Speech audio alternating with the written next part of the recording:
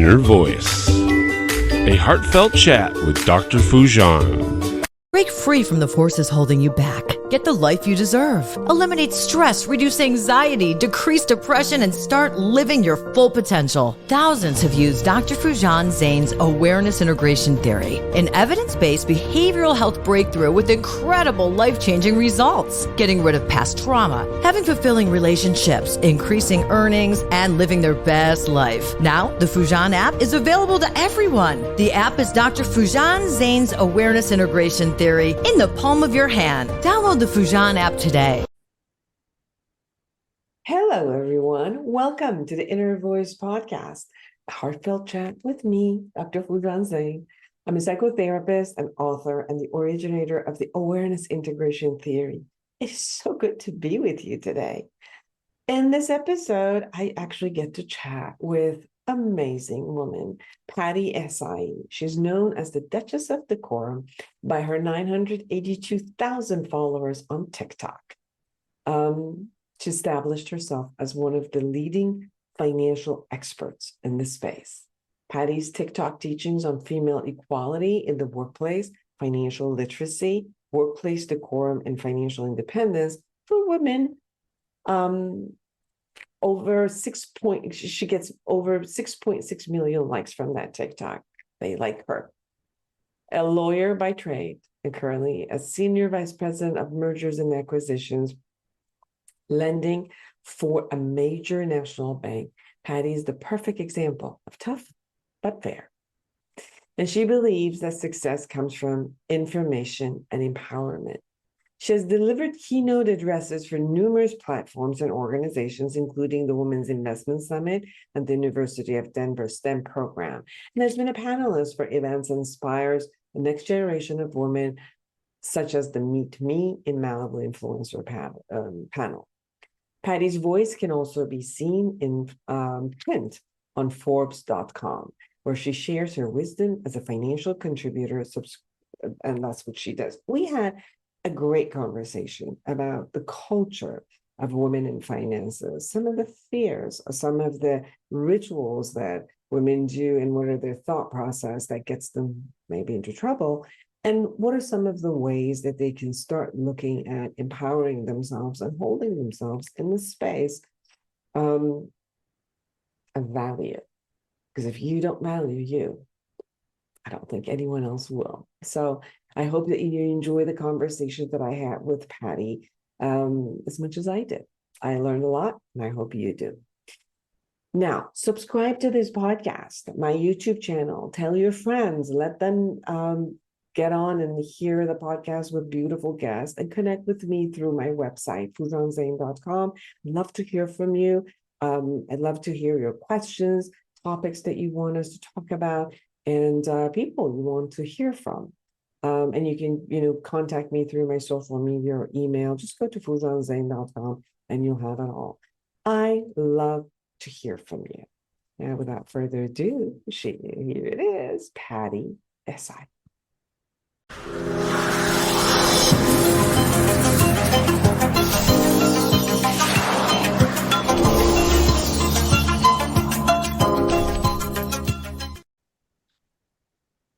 Well, I'm so excited to have you with us, Pattie Ehsaei, everyone.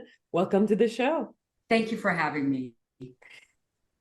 One of the most important factors are, to me, financial management. And I think one of the most important factors where we become empowered is to have that type of a financial management, because it affects every angle of our life, not only our security, safety, self-confidence, our identity, and who we are. And Pattie, most of the times we don't really learn it specifically. We don't learn it in school. We don't learn it from our parents. Right. Watch them, and they tell us, they'll do it for us. But if there's not really a system that does that. And then I think there's also this, depending on culture and where you live, but most of probably the world also, it has this effect of the women have a reliance on men to do some of this part for them unless they have to. Right. So this concept of I want to, I should learn to, it be my skill. Right. Not that I can't, but there is no one and therefore I have to. And I think this is the cornerstone. This is the basis of your gift to people who come to you, who, in your podcast and all of that. So first share, how come you got to want to share this part with people? Right. So, yes, what you said is just so important. And financial independence for women is something that is a driver for me. I'm in the financial service business. So, I understand finances from that aspect of it, but I also understand from my personal life how it impacts women and negatively impacts women when a woman is financially dependent on a man.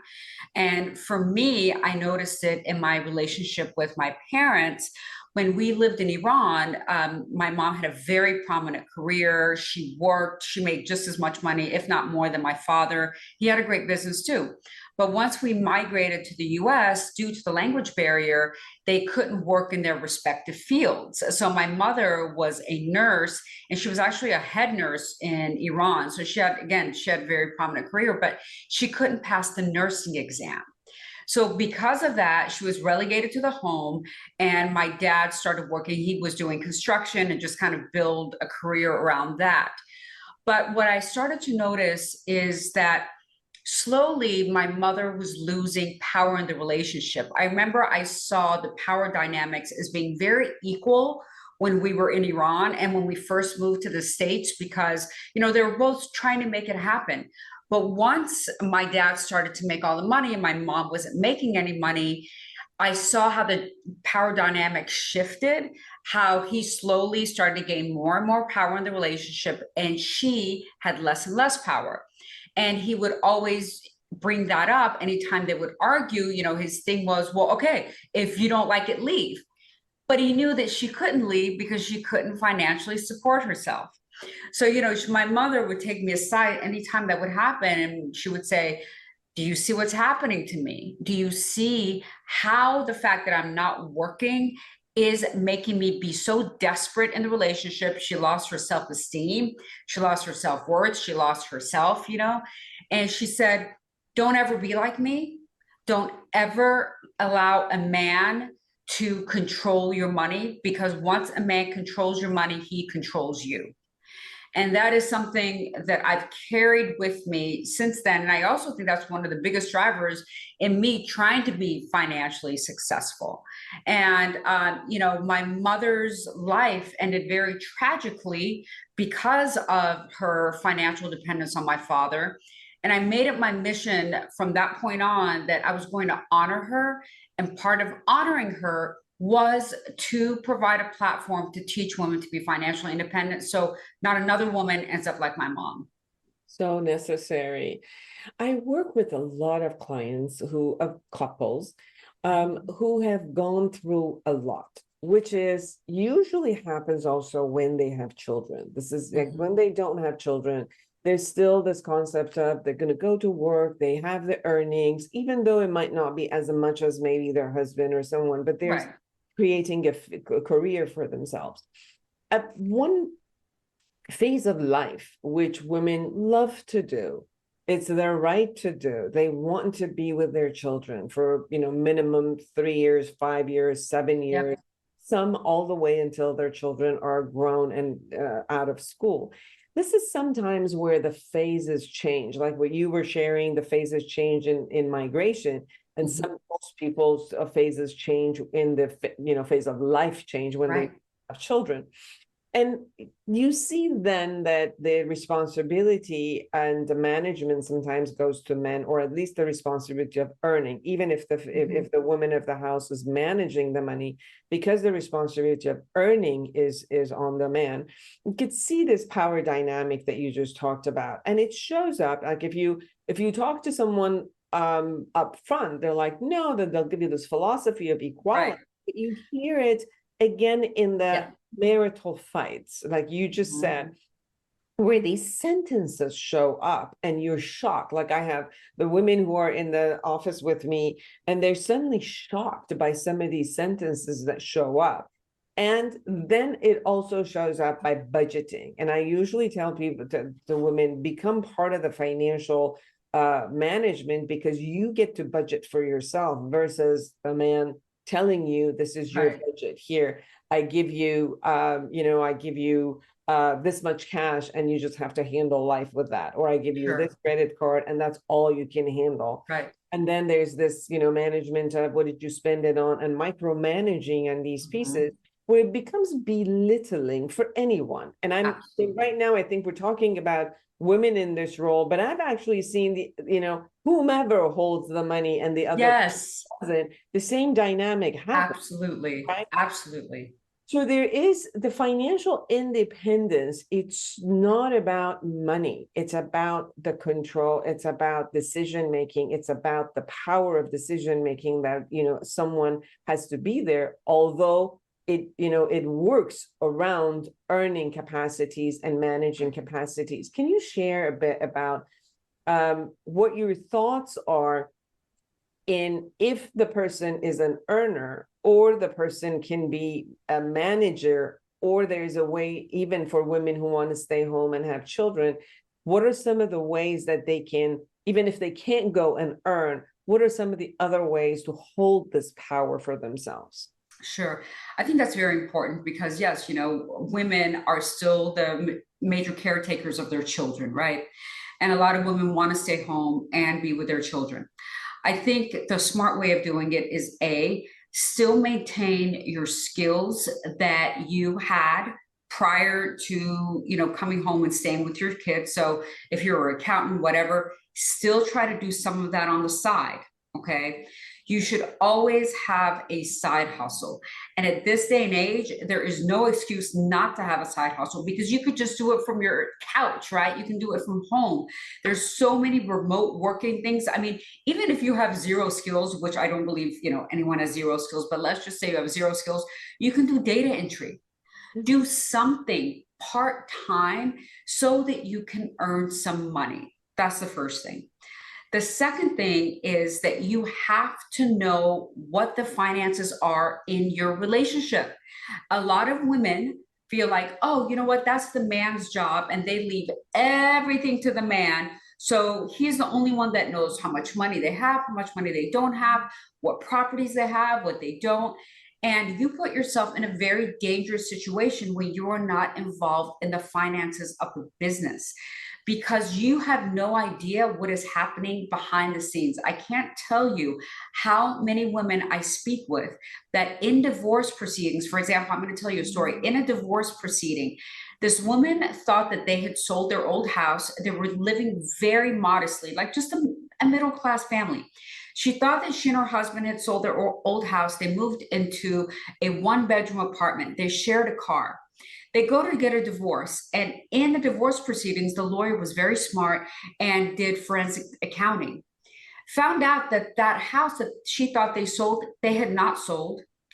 They still owned that house, but most importantly, the house had mineral rights under the home. There were pipes of oil being pumped out of the home. The man was making millions and millions of dollars from the oil revenue, never told her about it, never shared with her about it. And had forensic accounting not been done, she would have walked away with very little in the relationship. And all she had to do was look at the bank accounts. Oh, we sold the house. Let me see the deed of sale. So you have to be active. And even if you're not earning, that activity and being active tells your spouse or your significant other that you're smart. They're not going to put one over on you, and you're involved in what happens in the relationship. That is so important. Even the factor of just knowing the revenue and the expenses, because yes, a lot of the fights are about also a fantasy that people have, which I don't earn, I can just look at the expense sheet and say, this is how much I pay. I was working with a couple, Pattie. It was really interesting. The man kept saying, I don't have money. Why do you spend so much? She would say, you always say, I don't have money. our credit cards are every month about 5,000 to 8,000. You keep telling me you don't, but somehow you pay. So I just think you lie. And this was their conversation. It says, well, if the action shows that you're consistently Right. doing it, then, I don't know. Unfortunately, that was the case for many years. However, the business really went down. And because of the Pinocchio that had been lying so much, and she just lost all of, the thought of him, being right, she not consider not spending. And then their business crashed and they lost their home. And this concept of being aware, being part of the financial management, whether you earn or not, I think is all by itself very powerful. And being part of the decision making is powerful. Right. And the concept that you shared, which is no matter what, have earning capacity and skills. Right. Are constantly being utilized one way or another, Yes. so that you can feel that you that you have the ability to and value, right? And value. Yeah, that's really, really important, because not only are you earning money, not only are you contributing, but it goes toward your self-esteem. It provides value to you. And really, money is nothing but an exchange of energy. And people don't understand that. No one is going to give you money for free without expecting anything back. Nobody, not even your parents. Okay. So, I mean, maybe when you're growing up as a child, yes, because they want to raise you, right? But after adulthood, anytime anyone gives you money, they have expectations of you giving something back, whether it's taking care of your children, whether it's having sex with them 10 times a day, whether it's being their companion, whatever. So when you are giving money, you have to be very well aware of what you're giving back for that money, because it's not for free. And this whole fantasy, and I think one of the reasons that women aren't involved in finances is that we have been brainwashed to believe that a man is supposed to provide and protect. And if that happens, that means you're a queen. I have a TikTok channel. I have almost 1 million followers, and I get so many people saying, I'm not going to work because I'm a queen. And that is the Jedi mind trick of making women believe that if you earn your own money, if you're not financially dependent on a man, then you are a queen. And nothing could be further from the truth, because you may think you're a queen, but you have very little decision-making power in that relationship. And eventually it's going to come back and bite you in the ass. There is a cultural perspective, as you were sharing, Pattie, about my career is finding the rich husband or the husband that can take care of me. So it's like, okay, this is the other piece is a labor. But what I do is to catch the husband that can do this for me. Right. To me, that the reason there is a fantasy in that is that the world changed. Maybe there was a time that your best, because there was no opportunity for women to work or have businesses and all of that, that your only career was to find the best mate, right, could take care of you and have children. And maybe, it was land that went from, parents to their children who were female, and that was the wealth you had. But the wealth came from your parents. However, your skill was to land the husband. Your job was to land the king so that you could be the queen. Unfortunately, across the world, that notion is no longer here.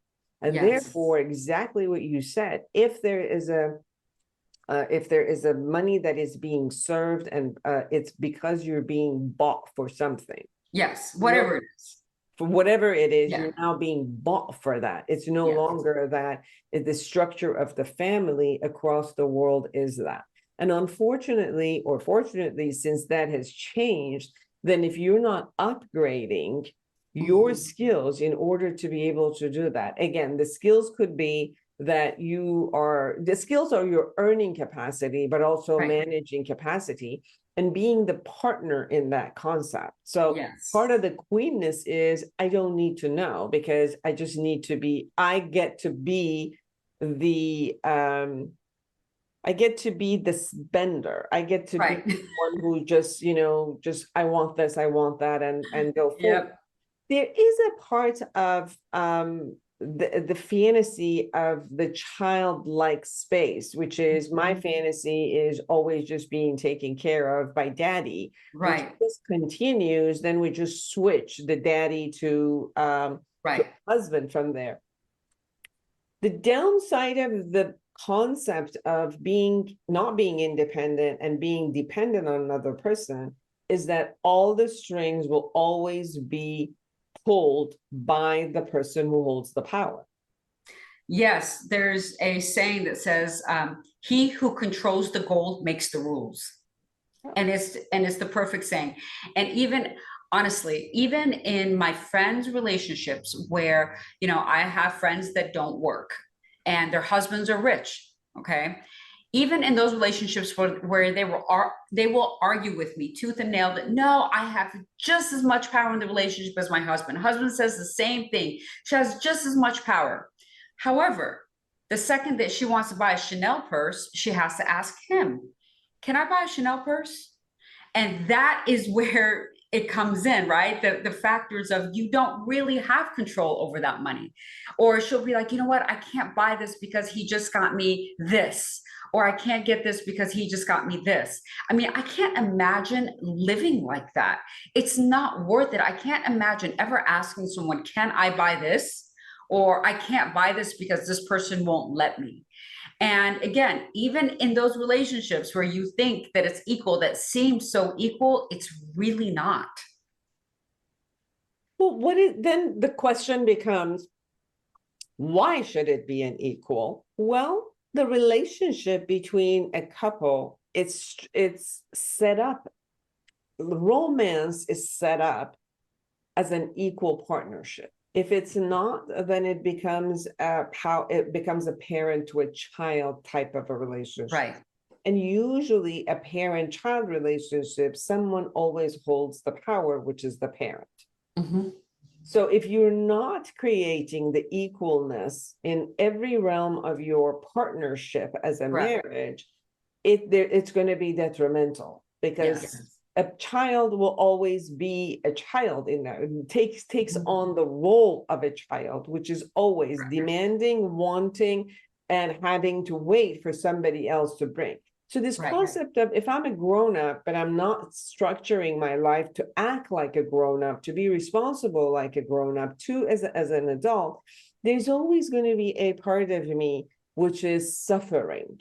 Yes, absolutely. And I might justify the suffering because I don't want to, I don't want the alternative, which is I have to actually do something else. It's like, oh, if I have to suffer, I'll just prefer to suffer this way versus the other. This element of empowerment that happens when you have the ability. So people might have the ability and still choose not to work their 9 to 5 hours or whatever. As long as they have the ability and they have the earning power, the power they give themselves pulls them through in every angle. It even shifts the arguments in the context of the couplehood. Right. Now it's an equal couplehood conversation versus a parent-child version of a couplehood. Correct. Yes. And, I also think that you having the ability is something that provides you self-worth. It provides you self-esteem, right? And I also think you have to keep, again, I want to emphasize this, is that you have to keep using that ability in some way, shape, or form. Because once, I know women that haven't worked for 18 years, right? And they come back to the workforce, things have changed. So your abilities on what it was 18 years ago to what it is now has changed.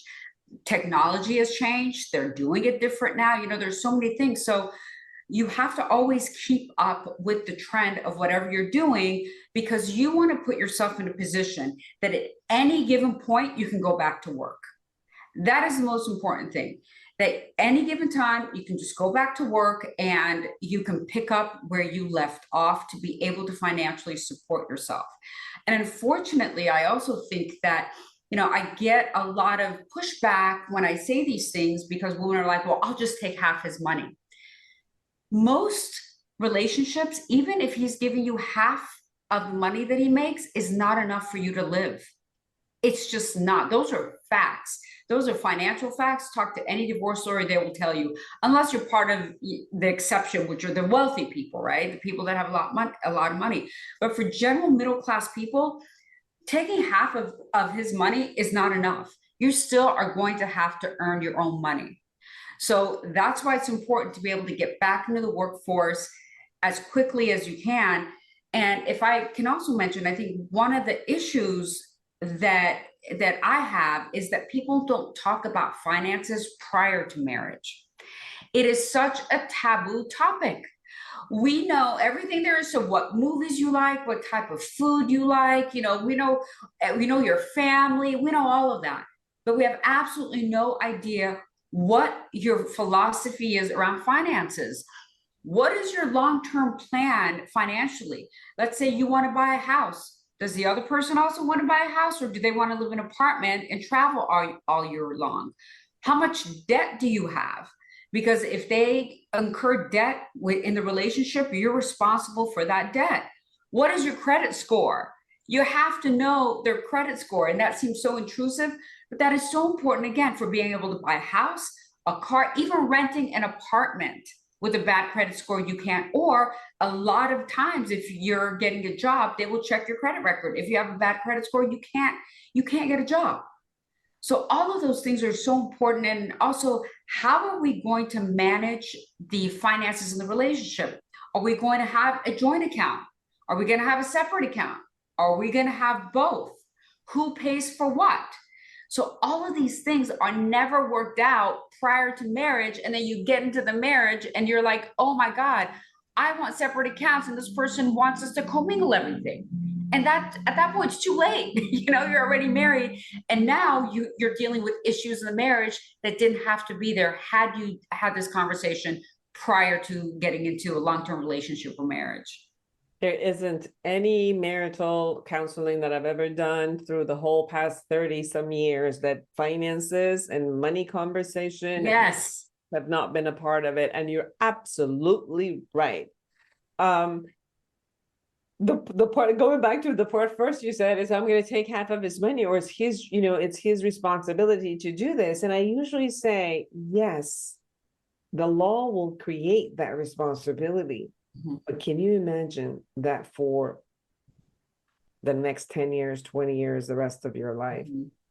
The source, like you said, the money is an energy exchange. The source of the person who's giving it to you is doing it with hell of a lot of resentment. Yes. Every that time, energy, right? every time they want to give this to you, Yeah. almost like a cursing you. There's this feeling like yeah. to be the receiver of that. I know. I just got chills. It's so belittling. Yeah. It's so belittling. Yes. It's like every time there's almost like somebody throwing money at you. And like you think you're winning. Right. Not. Yes. Well, yes, but the law tells you that that's your right. And, hopefully you will get your right. Right. But if that is the only thing that you are basing the concept on, then you're putting yourself in that position. But if you're earning your own money, if you are your own woman and doing that, and yes, by the law, the person also needs to do whatever it needs to do, then that's a different energy, because not only the other person thinks, I just need to do this based on the law and what, is right, the responsibility. But they also know that you're not pulling something from them because you can't, but you're doing, they need to do their due diligence because that's what the due diligence is.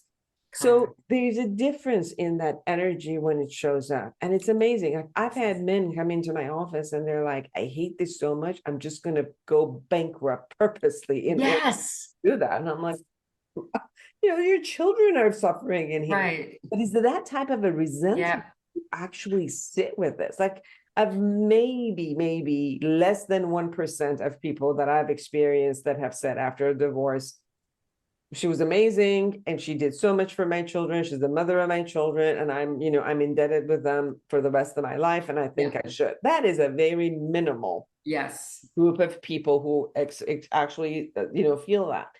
The other side that what you shared was so important, because that's exactly what I do in also couples counseling, is consistently looking at how do you become a couple and decision make by together as the earnings come in, and how do you budget together, how do you own this system where you could have your autonomy while you're working with us and you're making managing decisions for the future earnings and assets and all of that together, where there is most of the time there's no training in this, none, in how to go from an individual structure into a couplehood structure. Correct. And usually, again, even before children, I've even had couples just say, it's okay, I have my own bank account. We were individual, we just kept it, and we do this kind of like, well, I'll pay for this, I'll pay for that. And if the conversation of children shows up, the person says, well, I need to be out of work for such and such. Or it's no longer, I pay, like a roommate, 50-50. Now we're earning and bringing it to a mutual project, which is our children, or we pay for our children in a different way. So now how do we become an us instead of an individual, and have the individual rights also in that? It becomes one of the most important learning factors, really. And as you were saying, we're not taught how to manage all of these things around finances. None of this stuff is taught in school, and none of this stuff is taught even, when you do marriage counseling. I know that in the religious aspect of it, they don't really talk about finances there either. So how are we supposed to do it? You're just supposed to have open, honest conversations and understand that, especially, yes, when children come into the mix, that's a whole different ballgame. How much money you're going to give your kids? Are you going to pay for their college? Are you, how are you going to give them an allowance? Do they want to work? Do they not want to work? All of these things are so important that, we don't even consider it before getting married, and it can cause so many issues in the relationship. And then to top it, in some of the countries, such as here in the United States and many of these states, now the prenuptial comes in, which right before you go into a marriage, you have to think about divorce. Which then that also brings a lot of resentment and conversation within the system. But, I think a prenuptial agreement is really important. And one of the most important things it does is it puts everybody's assets on the table. So you know exactly how much money they have, and most importantly, how much money they don't have, how much debt they have. I mean, I had a friend who was dating this guy that we thought was a billionaire, right? I mean, had like 2 Ferraris, a house in Malibu, the whole bit. And then she was going to marry him. And I told her, I said, you need to figure out how much money this guy has. And he was like, no, I don't want a prenup. The reason he didn't want a prenup, because he was hundreds of thousands of dollars in debt. And he knew that she would find out about it if they were to do a prenup. So, he's living this lavish lifestyle, and you're fooled into thinking that this guy is rich when he is not. And if she would have married him, he would have took her down with him. Another angle of the prenup is that you actually get to see the person's ideology about money. The way that they structure that. It really shows. I have people who have come to me after marriage, after signing it and coming out, and they're saying, well, this was the negotiation tactics that happened for the prenup. And I start coughing almost from this concept of, wow, like you saw that and you still went into a relationship, because you could see like the controlling factors. You could see that, the concept of just me, and never think of you. And then after all of this, you could see with the first 3 months and the 6 months and the first year of the marriage, all that for personality showed up into the unfairness of the type of the prenup that was getting created. Now it was showing up in every angle of that relationship. Absolutely. Because I always say, if one person is a certain way when it comes to something, they're going to be a certain way when it comes to everything else. It just bleeds into everything else they do. It's not just isolated toward just money or just isolated toward the prenup. And a lot of reasons I think women are so willing to just sign these prenups, as you know, nobody goes into a marriage thinking that they're going to get a divorce. Everybody goes into a marriage thinking this is going to be forever, right? And we know that's not the case. But also, women are so desperate to be married that, you know, they're like, oh, well, this is the best I'm going to get. Let me just be married. I'm getting older. I'm, you know, my late 30s, whatever. I haven't been married yet. And I'm like, so what? Who cares? Marriage is not the end all be all. You know, that is, again, a brainwashing that we've had, that unless we get married, unless someone chooses us to be their wife, not us choose them, but they're choosing us, then we're not good enough. And that's why we're so willing to, you know, sign those prenups that are just so detrimental to us and our future.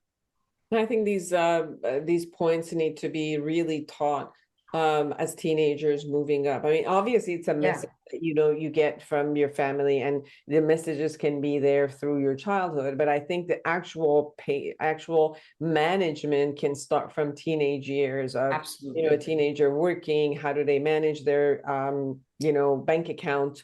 Right. How do we, as a parent, allow them to do this, and you know, teach them in how to handle earning, management of it, being part of the structure of all of that. Talking about skill building, you created a program of skill building for women. Yes. So there's a few platforms that I have. One is my podcast. It's called No Romance Without Finance. And in that podcast, we talk about everything regarding women and their finances and how to level up in life. So whether it's your career, just these stories of women who didn't work and what happened to them. So it's all centered around that. And that really helps empower women. And also I have a bi-monthly event. It's called The Flex. And it's a bi-monthly event in Beverly Hills. And each time we have an educational forum for women, and we're going to teach them something different every time. So this first one is actually on June 20th, and we're teaching women and investing, because women are actually better with money than men are. And people don't understand that. Women's earnings are higher when they run a business. Women's returns on investing are higher when they choose to invest. And we're just afraid to do it. So yeah, so those are two things that I'm really excited about. And, you know, I really want to provide education for women. So again, they don't end up like my mother and they're financially independent. And you can find out, you know, all that information on my website, pattieehsaei.com, or even my TikTok, my Instagram, which is Duchess of Decorum. Anything we haven't shared that you really want people to know? I think one thing that I really want people to know is that the notion that a woman should allow a man to provide and protect for her didn't come from romance.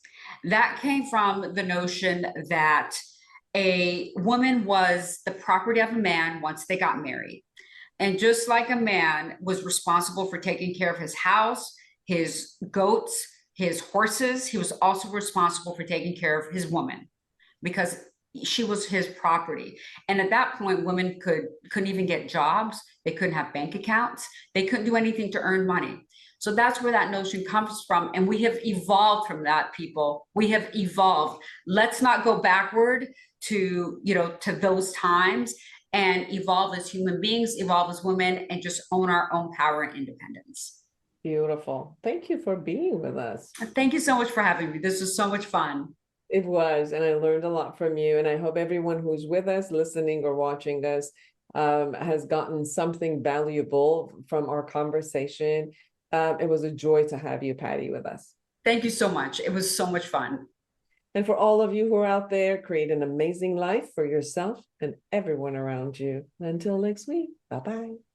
Eliminate stress, reduce anxiety, and decrease depression. Dr. Foojan Zeine's awareness integration theory has helped thousands like you get incredible life-changing results. The Foojan app gives you her evidence-based treatment in the palm of your hand. Download today.